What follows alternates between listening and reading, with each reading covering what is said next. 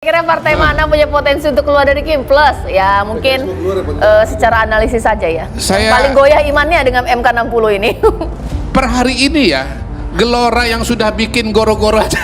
Gelora yang sudah bikin goro-goro aja. Gelora yang sudah bikin goro-goro aja. Tetap masih mau bertahan dia. Goro-goro, Bang. Tapi kasih berkah. Iya. Goro-goro buat yang sebelah sono. Iya, Sebelah Gelora sono yang ya. memberikan gelora baru.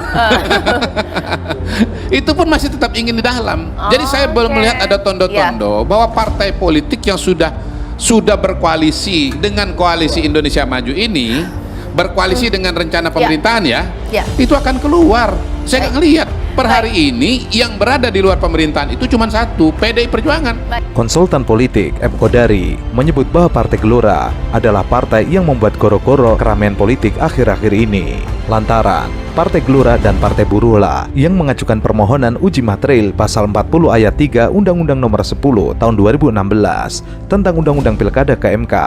Gelora yang sudah bikin goro-goro aja. Gelora yang sudah bikin goro-goro aja. Gelora yang sudah bikin goro-goro aja. Namun, bagi Adi Prayetno, permohonan Partai Gelora dan Partai Buruh tersebut adalah berkah bagi demokrasi Indonesia. Partai Buruh mudah untuk bisa menjadi kontestan. Jadi sekali lagi mari kita berterima kasih kepada Partai Buruh dan Partai Gelora yang menurut Bang Kodari sebagai biang huru hara. Tapi bagi kita sebagai pegiat demokrasi ini adalah barokah bagi demokrasi Indonesia. Ganti nama Partai Barokah nanti nih ya. Oke, Bang Kodari bagaimana? Yang disampaikan sama Mas Del itu betul. Kita tidak pernah khawatir kalau ditinggalkan kekuasaan. Kita cuma khawatir kalau ditinggalkan rakyat. Kira-kira seperti itu. Sederhananya kayak begitulah. Nah kalau Fahri Hamzah bilang begitu ya tanya Fahri, masa pertanyaan Fahri tanya ke gua. Kita sendiri nggak ngerti maksudnya apa. Artinya bahwa kemarin berapa hari yang lalu Partai A masih dukung Anies, lalu berubah. Ada Partai B masih dukung Anies, lalu berubah. Nah sampai tanggal 29 ada nggak yang kemudian tadinya tidak dukung Anies lalu berubah dukung Anies? Mungkin dong, kemungkinan itu sama saja besarnya. Artinya bahwa jangan kita patahkan, jangan kita tiadakan, jangan kita hilangkan juga kemungkinan dinamika politik yang sangat dinamis itu berjalan.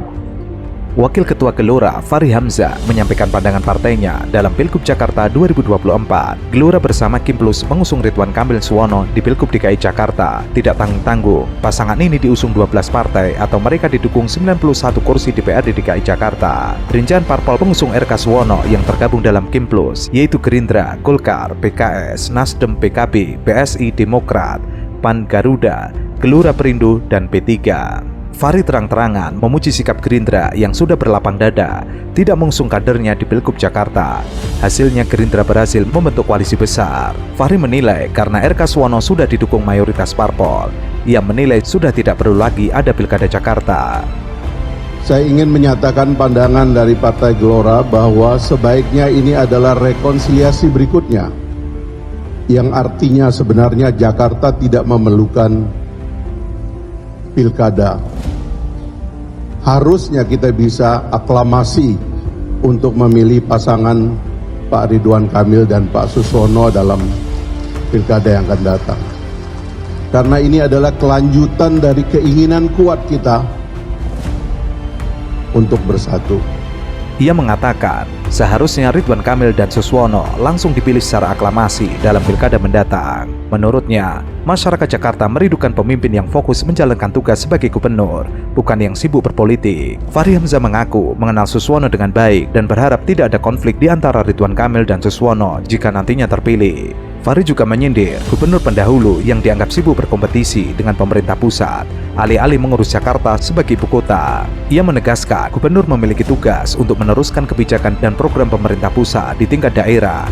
Menurutnya, gubernur merupakan kepanjangan dari pemerintah pusat. Namun ia menilai gubernur Jakarta sebelumnya memiliki kepentingan pribadi yang berbeda dengan pusat. Ia menganggap kinerja gubernur sebelumnya perlu diperbaiki. Gubernur menurut undang-undang kita dan menurut sistem pemerintahan kita adalah kepanjangan tangan dari Presiden Republik Indonesia, dari pemerintah pusat. tugasnya adalah menjadi pelaksana program pusat, agenda pusat. Kalau gubernur seperti di masa yang lalu punya agenda sendiri, banjir tidak tertangani, polusi semakin parah, kebersihan kota semakin hancur,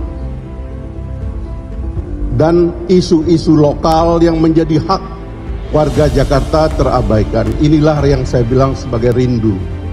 Sementara itu, Jarod Saiful Hidayat menyebut Pilkada Jakarta sangat strategis. Harusnya tidak boleh ada kotak kosong ataupun calon boneka di Pilkada. Namun melihat kondisi saat ini, Jarod menantang agar nantinya Ridwan Kamil dan juga Suswono berani untuk melawan kotak kosong. Apalagi calon gubernur independen diduga melakukan pencatutan KTP untuk administrasi maju dalam Pilgub DKI Jakarta. Dan itu menurutnya adalah pelanggaran serius.